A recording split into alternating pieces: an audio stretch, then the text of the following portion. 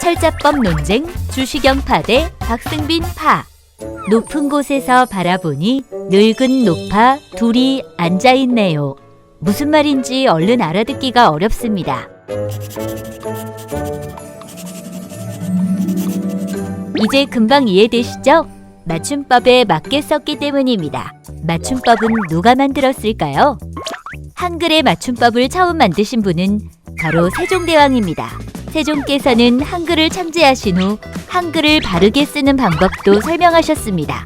지금과는 달리 받침으로는 8개의 자음만으로 충분하다고 하셨는데요. 수백 년의 시간 동안 우리말은 조금씩 변화해갔고 많은 사람들이 한글을 사용하게 되면서 세종께서 만드신 규칙도 조금씩 변화하기 시작했습니다. 같은 소리가 나는 받침 디귿과 시옷은 서로 혼동되어 쓰이다가 점차 디귿은 사용되지 않고 시옷으로 표기되어 7개의 자음만을 받침으로 사용했으며 같은 말도 사람마다 다르게 쓰는 경우가 많아졌습니다. 표기법이 매우 혼란스러운 상황이 된 것입니다. 1894년 한글은 드디어 국문이 됩니다. 창제 후 400년이 넘도록 언문, 앙클이라 불리며 무시당해온 한글이 나라를 대표하는 공식 문자로 거듭나게 된 것입니다. 고종은 법률과 칙령을 비롯한 나라의 문서는 모두 한글로 쓰는 것을 기본으로 삼도록 명했는데요. 이렇게 되자 제일 시급한 것은 어지러운 표기법을 통일하는 것이었습니다. 이를 위해 주시경, 지서경 등이 참여하여 국문연구소가 만들어졌고 2년여의 노력 끝에 1909년 국문연구의정안이 마련되었습니다.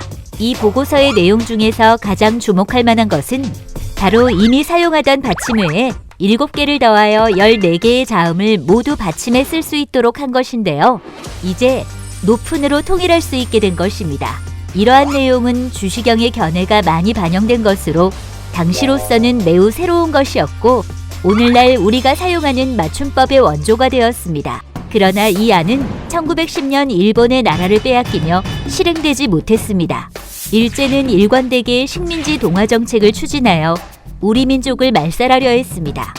조금씩 우리말 교육을 탄압하기 시작했고 급기야는 우리말로 글을 발표하는 것도 금지했습니다. 우리말 글을 지키기 위해 우리말 사전을 만들어야 했고 사전을 만들려면 가장 먼저 해야 하는 것이 또한 맞춤법의 통일이었습니다.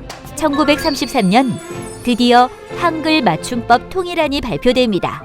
주시경의 제자들이 중심이 되어 이룩해낸 것이었습니다. 이 통일안의 대원칙은 바로 한글 맞춤법은 표준말을 그 소리나는 대로 적되 어법에 맞도록 함으로써 원칙을 삼는다는 것입니다.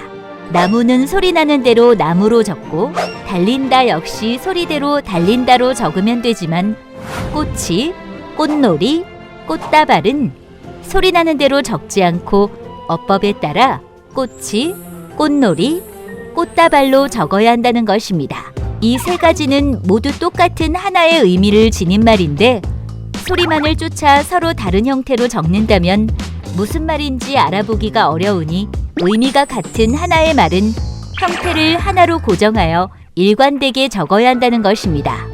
이처럼 어법에 맞도록 적으려다 보니 받침의 수는 더욱더 늘어나게 되는데요.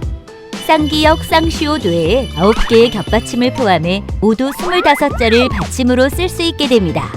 그런데 7개의 받침만을 사용하고 있던 상황에서 18개의 받침이 더 늘어나게 되니 일반인들에게 너무 어려웠습니다.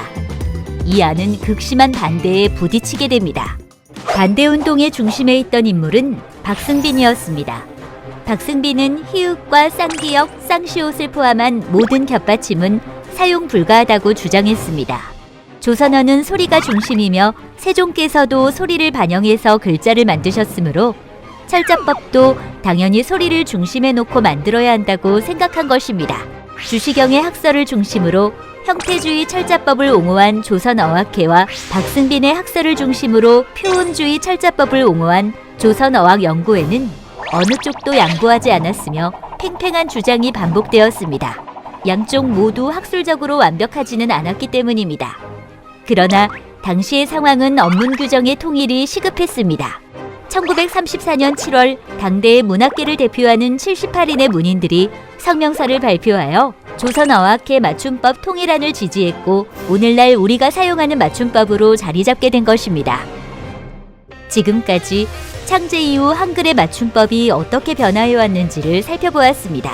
철자법은 한 사회의 구성원들끼리 동일하게 사용하도록 정한 합리적 약속이므로 언어가 변화함에 따라 철자법도 더 편한 방향으로 변화하게 됩니다. 지금 이 순간에도 어디에선가 새로운 표기법이 태어날 준비를 하고 있겠지요?